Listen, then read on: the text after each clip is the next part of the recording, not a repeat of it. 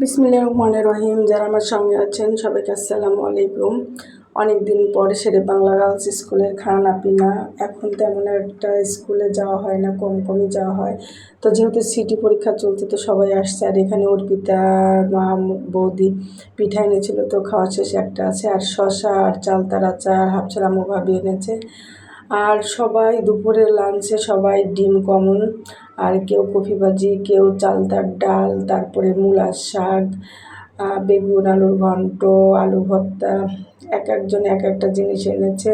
তো একজন আনা মানে সবাই খাওয়া, সবাই মিলেমিশে খাওয়া। তো অনেক দিন এরকম মিলেমিশে খাওয়া হয় না, কারণ তেমন কেউ স্কুলে এখন আসে না।